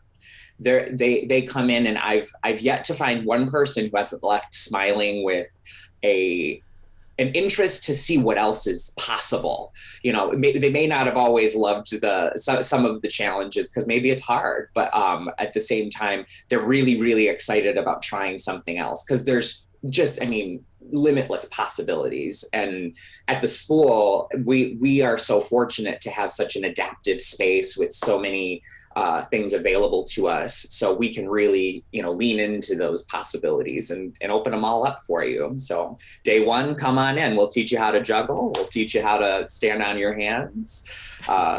It'll happen. So with that, Jay, can I ask, do you put up hidden cameras around the facility so you can make blooper reels? That's where, that's TikTok gold. That's what it is. Yeah, you would think. It's funny. We do have cameras. Our cameras are up purely because our insurance requires it. But the funny thing that I always say to everybody in my classes is that if you would like to record yourself or take pictures, just make sure that you're mindful of who else is in the shot, because you never know what you might find doing something in the background. So I will say, Jay, this sounds like a lot of fun, and I like to do adventurous things, but I have nightmares still from a few years ago. It was really popular for all the girls to get together and take those pole dancing classes. Yeah. No, I'm not a pole dancer, never going to be a pole dancer. Not a good thing. Not a good thing. And I'm like, still have nightmares from that. So I'm imagining this because I just watched the Pink documentary. I don't remember if it was Amazon or Netflix. And she was incredible how she's implemented the silks. Is that what you call them? The silks into her routine. You use those too there, right? At the circus school? We absolutely do. Yeah. We, with like traditional circus art, we have access to the majority of whatever apparatus that are out there in the circus world in aerial. With silk specifically, a lot of times people will see the silk as like two pieces of fabric that are hanging from the ceiling, but they also come as like a loop of fabric, which is referred to as a sling or a hammock. And they can be split into multiple pieces. We even have like net material that's hung the same way. And we use all of them and in different ways, because we can teach someone day one on any of them. But a lot of times, we might have people who come in and maybe because they're not quite as confident in their personal strength level, we might use something like a hammock where it's a loop of fabric that you could actually just walk right up to. You can sit on it, and then we can show you how you can move from that seated position to get upside down, to climb up higher, to move and create shapes with your body, so that you can realize like it's not maybe as challenging as you might have originally thought. And that's one of the cool things about like these apparatus like silk. It's this flexible material. It can be hung in these very different ways. We have a pulley system in our studio space, which allows us to raise and lower anything that we want. So we can put it right down on the ground for you, or we can take you the full 20 feet in the air. So it can be whatever we need it to be to kind of meet a student where they're at, whether, maybe we're just trying something for the first time and you're really experienced, but you want to just try it low because it makes you feel safe. It could be any number of reasons, but we have a lot that we can work with to make it possible, so that you don't have to have any flashbacks of scary times in the past. You can go ahead and say it. Pole dancing. Go ahead, say it. Yeah. Hey, Jay, can I ask you, it really sounds like this is more than a circus school. It's really a workout. Oh, yeah, 100%. Mm-hmm. Yeah, the workout of it is extreme. I mean, like I personally, aside from what I teach, I work out for about an hour for every hour that I teach. So I have, 40 hours in total of probably just training to one effect or another throughout my week as a professional. So and that's just to keep up on what I do. But for our students, one of the things that, it kind of becomes a natural thing is it is like a new form of a workout. In some cases, it replaces going to the gym for some of our students, because for them, they get more from taking a class or a couple of classes in the week for an hour and a half at a time, because the demand isn't just to, cardio, or anything like that. We can target things if you'd like us to. If you tell us, you have a goal, we try to meet it. Much like any personal trainer might do in a gym setting. But it's such a different thing, because we're using gravity, we're using body weight, and we're using just kinesiology of the body, rather than, adding the weights and things like that you might have at a traditional gym. And the kind of workout you get from it is full body. There is not a part of your body that you don't use in the air or on the ground in circus. It's a very full body experience. Which means you're going to be very sore the next day. So have the Advil handy. Jay Carma with us here on the Megacast. He's the circus artist and coach over at the Detroit Fly House Circus School and Detroit Circus. And with that, Jay, if I can ask you, because I'm on your website and I see you have a yoga class. Mm-hmm. So can people just drop in for one class and give it a try? Sure. Yeah. What we often, and it's like recommended on our website too, to reach out through email or anything about some of the things that you might be interested in. And the owner, Misha, is often the one to be the first to respond. But we like to tell our students to come in and try a drop-in. And, with a drop-in space, you can come in, try it out once. And see if you like it, maybe go to another class if that one's not for you. And most of our classes are not designed in such a way that you can't come in at any point in time throughout a series, because our classes do run on 8-week series like schedule, but you could come in and enjoy just one class, get something out of that. For like our yoga right now, we have aerial yoga that has been operating on a workshop schedule. So it it is just a one-time thing, but we have multiple dates throughout a month that you could choose from, and you can come in and try it out. So sometimes it's more of like it is already a workshop, and other times it's an 8-week series class. But always if there's a space open for it, we try to leave it open for anybody who would like to try. I'm laughing because I'm just imagining, because I fall over in regular yoga with my feet on the ground. So aerial yoga would be quite entertaining. You gotta, but live life. I always say try something new all the time. Hey, you also have a Circus Kids Camp in July. What does that entail? Do they get to put on clown makeup? Because kids, why are kids afraid of clowns? I don't get that. I don't. I find that when you just sort of create the atmosphere of circus, it kind of takes away the It movie issue of scary clowns. But we totally are actually offering the opportunity to get fully dressed up at the kids camp. I'm one of the instructors that'll be in charge of the kids camp this year, alongside with my coworker Nikki. And our plan for our kids camp this year is that throughout the week, the kids will learn an aerial component, a ground component, a magic and juggling component, and a character act creation piece. So the idea is that they're going to get to spend 4 hours every day with us, learning what it's like for us as circus artists to be in the circus and to train with us and learn what we learn. And then by the end of the week, as we've gone through the classes throughout the week, they'll get the opportunity to make an act of their own and perform it on the last day. And they will be allowed to wear a costume and we'll be recording it for their families, assuming that we won't be able to, unfortunately, hold it as like a show with all of our families, but we'll still be able to at least share it with them, and just have the ability to really let the kids become a part of what it's like to be in circus. So with that, if I can ask you, because while we are emerging from this pandemic, we do know the camp is for kids that are 6 to 12 years old. That's the group that can't be vaccinated right now. How have you had to address those issues for the summer camp?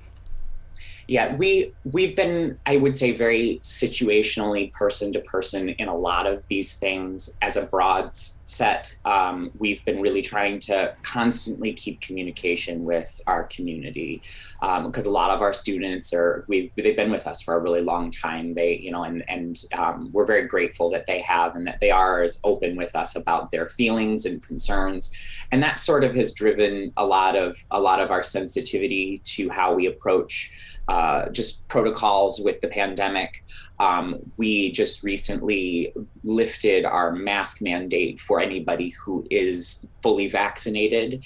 All people who are fully vaccinated are allowed to be without a mask in the space. Those who do not have their vaccine, we're asking them to just simply keep their mask on out of courtesy for everybody, so that we can all just feel a general sense of safety.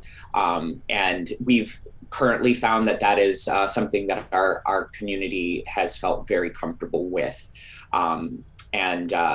With respect to the kids, it's very much the same. We will be looking at it from that perspective and kind of holding that rule for them that way. I, as an instructor for the safety of the kids, I'm fully vaccinated. I will have my mask with me, and I will happily wear it to help the kids feel safe if they so feel they need to.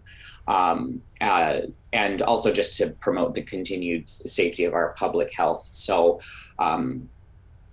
that's how we're handling it at this point. But we're also, we're listening to the science as it gets delivered to us from the state of Michigan, from the CDC. We use that information just as much as the communication that we get from our community. Jay Carma with us here on the Megacast. He's the circus artist and coach over at the Detroit Playhouse Circus School in Detroit Circus. Hey, Jay, can you just imagine, like, the kids are, you return to school in the fall. What'd you do this summer? Oh, I went to basketball camp. Well, I went to overnight camp. Yeah, well, I went to circus camp. How cool is that? It's the best. And that's one of the things I'm most excited about. I've been sharing a lot with my friends and the people at our studio, just how excited I am to give the opportunity for the kids that are going to be a part of our camp a chance to really be in the circus. As a young gymnast, gosh, I wish I had known. I went to gymnastics camps and loved every bit of it. But if I had had a circus camp, I would have known that I was meant to be in the circus much sooner than I did find out. But I'm excited to show kids just a whole nother kind of creativity and art form, and let them, just find something exciting for themselves, something that I wasn't able to have myself and give it to them. I couldn't be more excited. It's so fun. And so with that, if I can ask you, how can people find out more information, sign up, not just for the camp, but also for some of the other classes like the yoga class? Yeah, I would highly recommend to find us on our Facebook and our Instagram. We are very heavily, we try to be as heavily active with any up-to-date information about upcoming classes that maybe have drop-in spaces available in them. All of that gets put out onto our social media platforms. But the other thing I would also encourage is coming by the studio. If you're in Eastern Market, maybe it's on Market Day, and you see our canopy, we're right there between Russell and Rivard on Watson. You can't miss us. We're right across from the sheds. So, if you happen to see our big bright green awnings that say Detroit Flyhouse Circus School, come on by, and check us out, even if just to poke a head in and get one of our flyers, come on in, because it's a great way to check us out and find out more about it. Especially because it lets us have the opportunity to talk to you. I would also then say that if you go on our website or to our social media, please feel free to comment, and please feel free to send us direct messages or emails. Where, if it's not, someone like myself, it's Misha, one of the owners, who is incredibly responsive and always, like sitting there waiting for those messages, ready to answer anything that you might have, in question form for us. Jay Carma with us here on the Megacast, circus artist and coach at the Detroit Flyhouse Circus School and Detroit Circus, located downtown at Eastern Market. So many cool things going on at Eastern Market. Jay, before we say goodbye, did you do the painting or the drawing behind you? This is actually one of my partner's paintings. He's a fantastic painter. I am learning how to paint, but not quite that good. It's always a work in progress, right? Yes, very much. Well, have fun at the circus school and the circus camp. It's great to have you with us. We appreciate your time. Thank you so much for having me. I'm going to pop in and say hi to them. Yeah, it sounds like a whole lot of fun. And you can learn kind of at your own pace too, a lot of different things. It's really an interesting concept, because there's so much that goes into it, whether it be gymnastics, whether it be just isometrics, or just cardiovascular strength and strength training as well. There's so much that goes into it, and you're having a good time. That sounds like a whole lot of fun. I may have to get my husband that would be buy fantastic. Tickets to go to the yoga class with him. Yes. I might have to do that. Well, we so appreciate their time. It looks like a lot of fun. We'll take a quick break here on the Megacast. Just a few minutes left in the show. When we come back, we all know it's allergy season right now, but can a mask help you with your allergies? We'll be talking about that and so much more next here on the Megacast. Today, it is easier than ever to join Michigan's Organ Donor Registry and help build a bridge of hope for organ, tissue, and eye donation. Just one person can potentially save or help improve the lives of up to 75 people. By joining, your legacy could be the gift of life. Sign up today at michigan.gov/SOS or at any of the more than 145 Secretary of State self-service stations located across Michigan. Be part of Michigan's Bridge of Hope by adding your name to the Organ Donor Registry. Who is struggling right now? I am. My son is. Many are struggling with anxiety, depression, and substance use. Before it becomes a crisis, reach out to MyCal, the Michigan Crisis and Access Line, for free confidential support 24/7. Available in the Upper Peninsula and Oakland County. Just call or text 1-844-44-MyCal or chat online at michigan.gov/MyCal. A message from the Michigan Department of Health and Human Services. Welcome back to the Thursday edition of the Megacast. I'm Ronnie Dahl here in the studios alongside Tyler Keefe. You'll catch us Monday through Friday, 10 a.m. until noon right here in Civic Center TV. You can also catch us Birmingham Area Municipal Access. Tune us in, Channel 15, Comcast 99 on AT&T. 89.3 Lakes FM, 88.1 FM The Biff on the radio dial if you're out driving around, or you can also catch us on Facebook as we are live streaming today's edition of the show. You know, it's estimated about 19.2 million people in the United States have some type of seasonal allergies, and I am unfortunately one of them. Yeah, same here. They are a pain. They are annoying. They pop up sometimes seemingly at random, and it's always at the worst time. And I didn't have them until a few years ago, and now it's like itchy, watery eyes, sneezing, coughing. But can wearing the mask help you with your allergies? Because we did see this past year where it helped keep the flu numbers down. Yes. So can it help us with our allergies as well? Let's bring in Dr. Christian Nageotte. He's the service chief in allergy and immunology over at Henry Ford West Bloomfield Hospital. Doctor, great to have you with us. How are you today? Good morning. It's great to be with you. Okay, so sneezing, should I keep wearing a mask in allergy time? As with any answer, the comeback is it depends.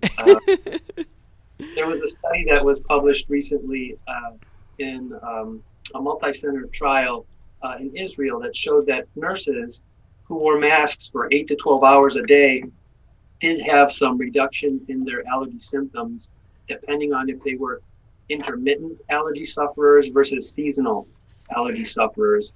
And they showed that those seasonal allergies in the springtime in Israel were reduced significantly in those women. It was mostly 82% women who wore masks 8 to 12 hours per day. So with that, I would imagine not all masks are created equal, though. They did look at the two different types of masks, the N95 mask and the typical surgical mask. And these were female nurses that worked in the respiratory ward. They did not specify if it was intensive care units or just the general floor, but they looked both at intermittent wearing of each mask versus solely wearing the N95 and the surgical mask. And interestingly, they demonstrated that the benefit was universal. So there was no increased benefit regarding allergy, whether they wore the N95 or the surgical. So what if I wore my cute bedazzled mask? Because let's just face it, after 15 months of a pandemic, our mask has to, it needs to match our outfit, and it needs to be cute at this point in time. So does that matter, or a mask as long as something is covering your nose and your mouth? That's a great question. Intuitively, it would provide some benefit. The size of the particles that are being blocked is different, whether it's a pollen versus a fungus versus a dust mite. And the size of the opening in the mask really makes a difference. So cloth masks probably will provide some benefit for larger, like pollen molecules, but it may not protect you if you have sensitivities to mold, which are much smaller. So if someone, a lot of us don't know what we're allergic to. So is it important to get tested? Do you get tested once a year, once every 5 years? How does that work? We usually recommend testing at least once for patients who are suffering with their allergies for more than 2 weeks per year repetitively, and it's inhibiting their function at work or their ability to sleep restfully, or if their medications that are commonly prescribed are either not working or not tolerated. It does benefit to be tested so that you might be able to make some type of environmental changes, whether choosing a new home for a pet or not getting a pet if that's the case, and so forth. But repetitive testing is probably unnecessary. Hey, you just mentioned pets. I'm wondering, have you ever had anyone get divorced because someone got a pet and the other person was allergic to it, and it was like, I'm sorry, you got to go. My pet comes first. I've not personally had that experience, although one of my former colleagues noted that there was a struggle between a family where a lovebird was kept in the home despite the fact that the spouse had a severe allergy to birds. There were some consequences. I don't know if divorce was the result. Kind of threw you that curveball question there, but you hear about this a lot, right? You know, I see it where people start dating one another and someone's allergic to pets, and it's like, no, I'm sorry, I can't go out with you any longer because my dog comes first. So with that, doctor, if I can ask you as well, do you change, like, does your body change over years when it comes to allergies? Like, I never had them growing up, and I lived in North Carolina, and I remember all the talk about the pollen count, and you would go out and cars would be covered in yellow, and I was like, what is the problem? What's everyone talking about? And only over the last few years have I start to experience allergies. So does your body change, and when that happens, should you go get tested? Yes, the answer to the question is yes to both. You can both grow into and grow out of allergies. 85% of allergy sufferers have their symptoms presenting before their 5th birthday, but certainly you just mentioned the huge millions of patients in the United States alone. 20% of those are developing those later in life. There's going to be a good proportion of people who get them, teenagers and young adults as well. What are some of the most common allergies? I would say by far dust mite allergy is the most common that I see, followed probably by ragweed and some of the tree pollens. Cottonwood, all that white fluffy stuff. Yeah. It looks like it's snowing right now. Yeah, that's a misleading allergen. The cottonwood pollen is actually dispersed between February, around Valentine's Day, until Memorial Day. And when you start seeing those floaty white things around, the pollen is already gone from that tree, and now you're into grass season here in Michigan. So when you're sneezing and itchy in June and July, that's grass and not cottonwood anymore. We're talking with Dr. Christian Nageotte over at the Henry Ford West Bloomfield Hospital. He's an allergy and immunology specialist. And with that, doctor, I have to say, when we're talking about masks and allergies, there's nothing worse than sneezing in your mask. No, that's disgusting. Look, it's happened to all of us at this point in time.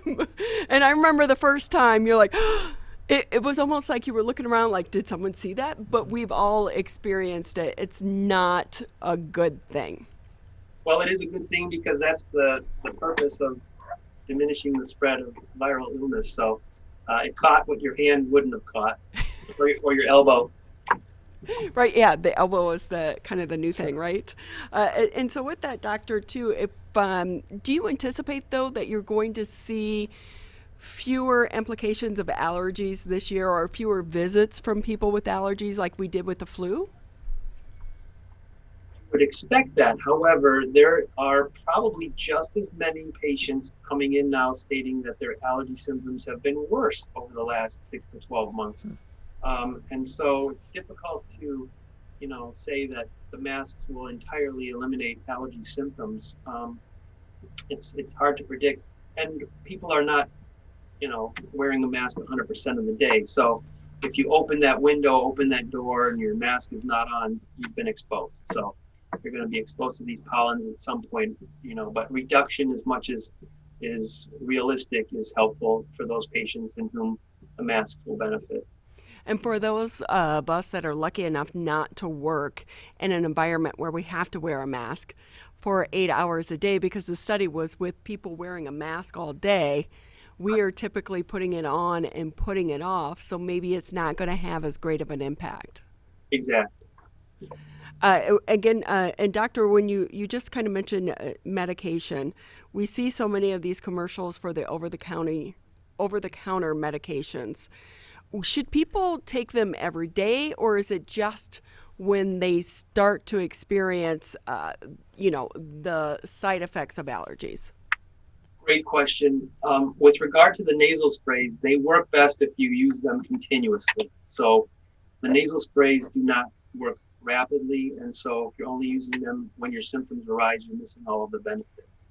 the tablets, the antihistamines and so forth usually kick in within 90 minutes. So if you're itchy, taking an antihistamine will usually give relief that same day.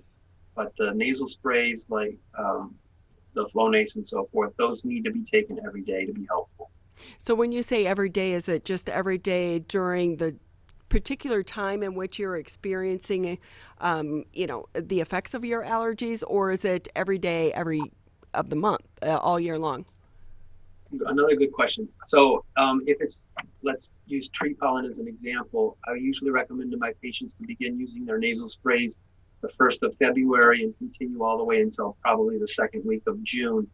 If it's ragweed, I would suggest starting 1st of August and going through the first frost of the year. Now, patients who have dust mite allergy, unfortunately, will have exposure year-round, and they should use their medication 365 days a year. I have such trouble putting that squirt up my nose, though. It's like, whew, I don't know. I just can't do it. It's a mental thing. You can. It's just the direction usually is not clear on the box, and people usually are inclined with their elbow out to spray towards the middle of their nose, and then they'll take a big sniff and the medicine goes down their throat. They hate the taste and they stop using it. If you get in the habit of leaning forward, spraying out to the side like a V and not sniffing, just letting it stay in the nose as long as possible, there's less of that postnasal drainage of the medicine, and it actually works better because it stays in the target zone longer. See, there's a proper way to do it. Interesting. Doctor, can I ask you too, because I don't have kids, but it seems to me that over the past, 10, 15 years, we're seeing a lot of talk about peanut allergies. And I remember when my niece and nephew were going to school, it was like, oh, you can't have anything peanut related. Yeah. My generation, we didn't go through that. The new generation does. Why are we seeing more peanut allergies right now? There's been a lot of theories as to why that is. Definitely the development of peanut allergy is a concern. One of the things that was counterintuitive, and sometimes we don't see the answers to things that we do until years later, was back in the early 2000s, both the American Academy of Pediatrics as well as the American Academy of Allergy and Immunology suggested not introducing infants and young children to peanut protein if there's a family history of peanut allergy. And in Israel and some European countries, peanut protein is introduced at a much younger age, and they saw an 82% reduction in peanut allergy in people who introduced peanut allergy at a younger age. So it was exactly the opposite of the recommendations that we were making for probably 15 to 20 years. The body really is fascinating, isn't it? You have a cool job, doctor. Thank you. Hey, so with that, again, we're talking with Dr. Christian Nageotte. He's the Service Chief, Allergy and Immunology over at Henry Ford West Bloomfield Hospital. Doctor, anything else you want to add that maybe I didn't ask you for our viewers and listeners to know before we say goodbye to you? Well, I really appreciate the opportunity to speak with everybody, and the questions I think were fantastic. If there are symptoms that a patient is not getting good relief from their current therapy, we're always available for counseling, and we'd be happy to see those patients. And can I ask you, when should someone just try to self-manage versus go to see a specialist such as yourself? Well, like you said, a lot of the medications are available over the counter now, including the nasal sprays and oral antihistamines. As long as they're using the medications as directed on the box or by their pharmacist, if their symptoms are well managed, they probably can continue to do that and have their annual visits with their primary doctor. But if their symptoms are not controlled, or if they're having negative side effects like nosebleed and so forth, they should definitely seek their allergist opinion. And to test for allergies, do you still do like that needle test thing? I think I saw a friend post that on Facebook the other day. They're plastic, they're called duo tips or quin tips that have a little bit of a sharp edge to the end of them, and they're just scratches on the surface of the skin. It's not a needle.